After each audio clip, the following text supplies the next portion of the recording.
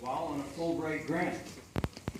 Nick is a U.S. Marine Corps infantry officer. It just gets more and more interesting. And he has spent time consulting with McKinsey & Company as a private wealth advisor with Goldman Sachs. He received his MBA and MBA from Harvard Kennedy School and Business School.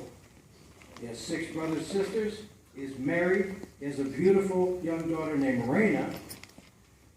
And he almost shares something with me. He says he likes peaty whiskey.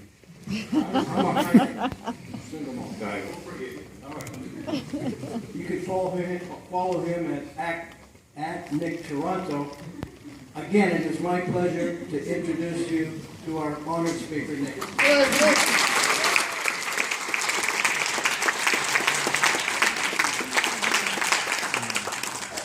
Hi, everyone. That makes me sound really, really fancy. So let's break it down. Pete, can we get? Thank you. So, thank you for the invite, Mr. Carpenter, Dr. Kelly. It's great to be here. Dr. Schiller, we relegated you somewhere to the there you are. Thanks for having me. It's great to be back here. It's a true honor. And guys, Cum Laude inductees. I wish I'd been in your seat. I was a solid B/B+ student. That plays into my narrative here. So in trying to get prepped for today, what I thought through was, if I were you guys sitting down there, sitting up here, what would I want to hear? So I tried to summarize here, and this should be about 20 minutes. I'll try to keep it to 20. A little bit of what I learned since I graduated in 2002. And to summarize it in one term, it's called living in data. So I had the great privilege to talk to a bunch of you guys before getting up here. It sounds like a lot of you are going to go off and do CS, a lot of you computer science, a lot of you want to do startups at some point. So this idea of living in data is getting an idea out into the world as quickly as possible, testing it, iterating it, seeing if it works. And if you fall on your face and fail, get up and try something else. And I've certainly done a lot of that. So, what we're going to talk about, who I am, what I've been doing the last 13 years, and why it's hopefully relevant to you. So, who's this guy? And by this guy, I don't only mean the chicken, the heirloom chicken on my shoulder bubbles, but me. So, who am I? Graduated from here in 2002, been married for 4 years. My daughter turns 1 on Saturday. Really stoked about it. I was in the Marine Corps as an infantry officer. I worked at Goldman Sachs on Wall Street. I started Plated.com with an HBS, Harvard Business School buddy of mine, going on 3 years ago. Fun fact, I once ran 82 miles without stopping. I once fell into the Arctic Ocean as well. And Mr. Carpenter, to your point, I love peaty scotch. So, I think most of the reason why I'm up here is because the last 3 years we've gotten some modicum of success in getting our business up off the ground. Plated.com.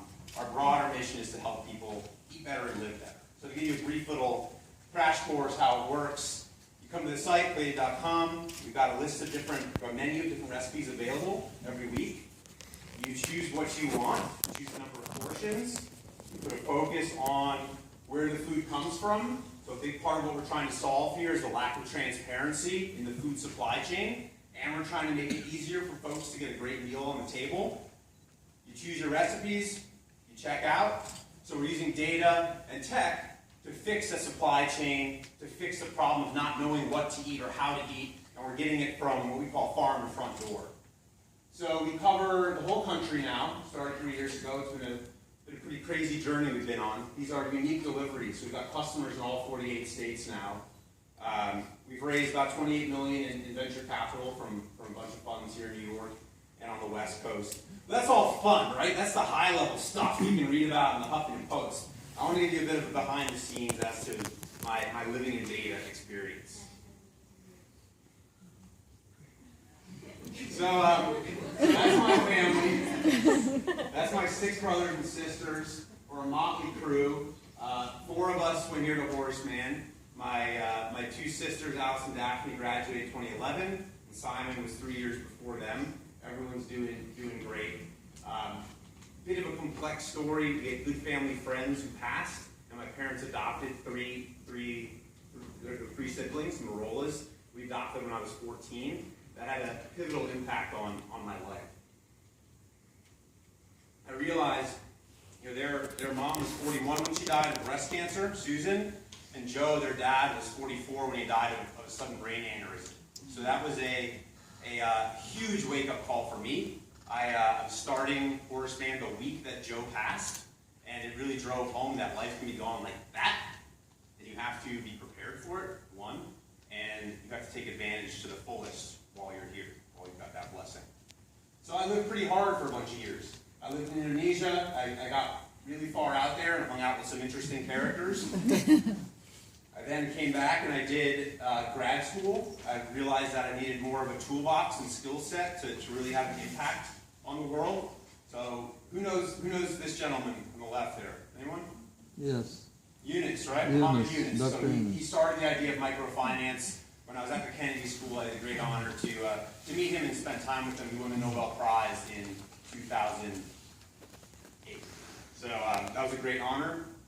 At the Kennedy School, and I'm taking you through an abbreviated version of what was a tumultuous decade and change for me, which was my late teens and 20s.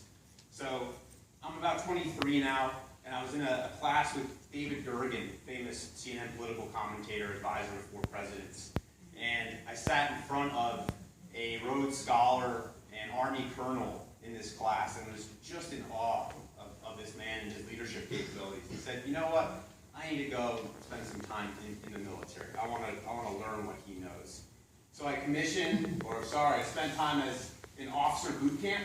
Spent my summer internship at the Kennedy School. I was in a 3-year program at the Kennedy School and the business school. My first summer internship, I went down to Quantico, Virginia, and got hazed, and made it through that program, and had the option to commission active duty. And said, you know what, I want to finish my graduate school first. I'll go start at Harvard Business School. So 4 days after finishing up this, I started at Harvard Business School with my hair looking ridiculous. Business school, contrary to popular belief, was really more about traveling the world. I played rugby. I met amazing people, including my co-founder of Plated and my wife, Nini.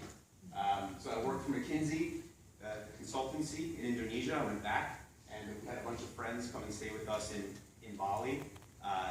HBS is an amazing educational opportunity, probably only rivaled by Horace Mann, and I mean that in all seriousness. This was an amazing 4 years. I hope you guys have undergraduate educations that are even better.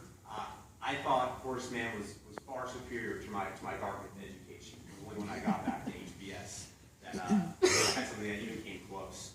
So coming out of HBS, I said, okay, I can go to McKinsey, I can go to Wall Street, or I can do something totally wacky, like join the Marine Corps full-time. So I became an infantry officer. I got to blow up a bunch of stuff, shoot a bunch of stuff, and learn leadership from the best in the business. A year active duty, then I went to the reserves. I also, after the reserves, went to Goldman Sachs. So what you don't see here, I got my hair short. One weekend per month, I'm going down to Memphis. I'm training, getting ready for a deployment to Afghanistan. And what's happening in the background here is Occupy Wall Street. So this is 2011, and you've got literally an occupier working on Wall Street. This is a lieutenant colonel who's also a reserve in the Marine Corps. We thought it'd be pretty funny to take a photo in front of Occupy. But what was happening to me is I felt like this was me. I was becoming a bit of a fat cat. And that's not who I am. I pride myself on being a little bit more radical. So 2012 rolls around, and I wanted to get myself more onto the rabbit dog spectrum. And I try and impart that mentality to the business that I run today. Got almost 400 employees across the country. So, Cum Laude inductees, what's this? BlackBerry, you guys know about it. I thought this was past your time already, before your time.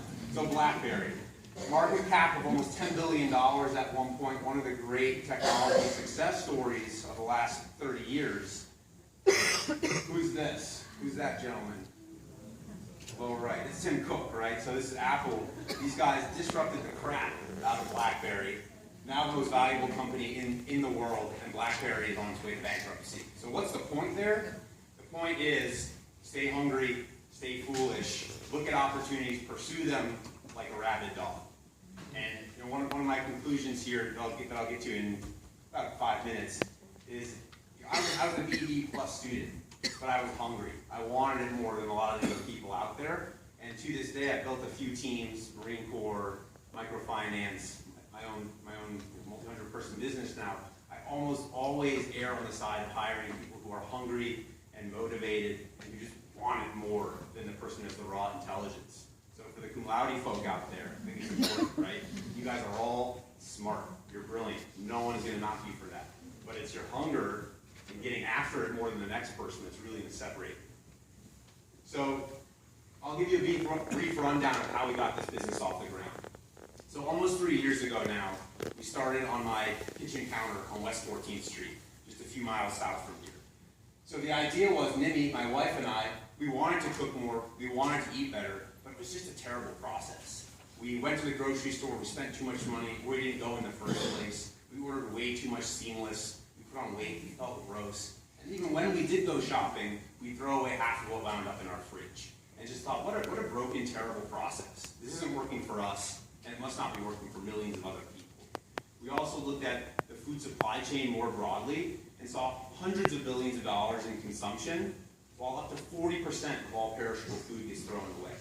Hundreds of billions of dollars of waste, so there are environmental implications, financial implications.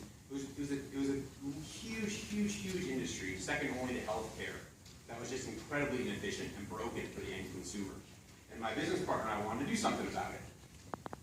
So we threw up a $9.99 domain that we bought from GoDaddy. We called it Dine In Fresh, and you can see the Corbis stamp. We just basically did a screen grab and threw this thing up. So my co-founder is an engineer from Georgia Tech. He was able to hack this thing together in Ruby on Rails for the CS folks out there. While I went out and tried to find a fridge, because my wife almost divorced me when I started hacking up salmon and basil on the kitchen counter. So that's us. That's me trying to find a fridge in Bushwick. You can see she wasn't very happy with me, so that didn't work. We had to raise some money for the business, so I knocked about 150 doors and got 149 no's. The only yes I got was from my dad, who gave me enough money to basically buy ramen noodles and keep the lights on. So an illustrative example, you guys know what the chipwich is? Who knows what a chipwich is? Cum Laude inductees, you guys eat chipwiches still, right? You're really smart, you eat chipwiches, right? So I got introduced to the founder of the chipwich. So this guy is about 1 million years old. He's living in probably a $50 million apartment on Park Avenue. And I come in to meet him, and he's sitting in a black turtleneck. He's got long stringy hair and dandruff all over his shoulders. And I'm telling him the story, I'm pitching him on what we're doing, and he just interrupts me and goes, "You know how many chipwiches I sold?" And I say, no sir, I don't. He goes, "1 billion!" That's great.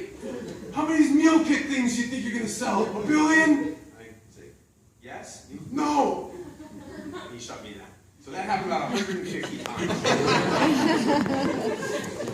We finally met these entrepreneurs, these Silicon Valley guys, former Israeli Special Forces guys. We hit it off, military connection. They flew us out to their kid's birthday party. So that's why this little girl is in the birthday. Basically jumping on the bouncy castle, asking for money. And they're the guys that gave us our first capital. So then I had to go build a fridge. So while my co-founder built the website, I built the fridge. It was down and dirty, it was scrappy, it was not pretty. That's us, it's Josh on the left, me on the right. Summer of 2012, put money to work. Josh went to Georgia Tech, and he knew these deer hunters who had bought refrigerators and these aftermarket adapters to keep their deer cold after they killed them. And we thought we could build a fridge doing the same thing. I designed the boxes. Jason, where are you? Jason. There you are. Design matters. I did that. It was really ugly. And these boxes we'd ship out, and they just arrived at our first customer store soggy and reeking of pitch, so it was a disaster. But we persevered. We had to move away from that quote-unquote refrigerator because it didn't work. So we moved to the second spot, which you can see here, that's the East River. And this is we got a refrigerated cargo container instead of building our own fridge. And we ran it off of this diesel generator. So I could bike over from West 14th Street to Greenpoint and make sure this thing was filled with diesel fuel. So to this day, I don't have PTSD from Marines, but I have PTSD. This thing exploded, spewing spinach all over the New York City sky. So October 29th, who knows what happened October 29th, 2012? Showing you a second. First, we launched Plated. So we were pretty random, we launched Plated. Second, Hurricane Sandy hit New York. So we were right on the river when Hurricane Sandy hit. That 10,000-pound cargo container got lifted up and almost dragged out to sea. By the grace of that pinky-width electric cable, our whole business didn't go under before it even went up. Started getting some coverage. Business started taking off. We moved to our third office, which was my buddy's Indian e-commerce jewelry shop. This was in the fashion district. This was the first team. In early 2013, trying on saris in our off time. We then went and did Techstars, which is an accelerator program in New York. It did accelerate us. Those were our managing directors. Eugene on the right there now runs content for Oculus, which was recently bought by Facebook. Orders started picking up. We found a bigger facility. We hired an army of interns. I still get crap for this to this day. We had more interns than full-time employees, and they had no idea what they were doing. Neither did we. We bought this refrigerated truck, and we're selling meals in the East Village from the back of this truck. We moved offices again, and again, and again, and had some trouble. Almost ran out of cash. Were able to save the business, and then we went on Shark Tank. Shark Tank really accelerated the business. Does anyone not know what Shark Tank is? If you don't, in modern America, it's a big deal. 10 million households. We're actually going back on in 2 weeks on May 15th on Friday. It's a follow-up program, only 15 minutes long. It should be a trip. Off the back of Shark Tank, we were able to raise $15 million last July. And now we employ almost 400 people across the country. We're shipping millions of meals. Just very, very excited about where we are as a business, where we are in terms of accomplishing our mission. That's where we were 2 years ago. That's us in our most recent fulfillment center. So we've over 100x'd the amount of space we have, infinitely x'd the size of the business in 3 years. So what? So to the point I was making earlier, I believe that hustle and storytelling is greater than raw smarts. And I think for you guys in particular, because you're all wicked smart, it's important to remember, don't give up on the hustle, or learn to hustle. Grit and gumption matters a lot. 2, humility always wins, right? I think especially for you guys, especially coming out of Horace Mann, everyone I talked to out there was going to an Ivy League school, humility really matters. The people that I've met who I respect the least have the biggest degrees and the most attitude. Remember this, I've got 3 Ivy League degrees now, and I try to stay humble every day. And 3, find your why, right? For me, the why matters most. The mission, got that out of the Marine Corps. Giving people a mission really matters. If you want to lead people, if you want to live a life that you find to be fulfilling, the why matters. Why are you doing what you do? Keep that in mind. So I hope that's not too preachy, but that's what I got to say. Thanks for listening.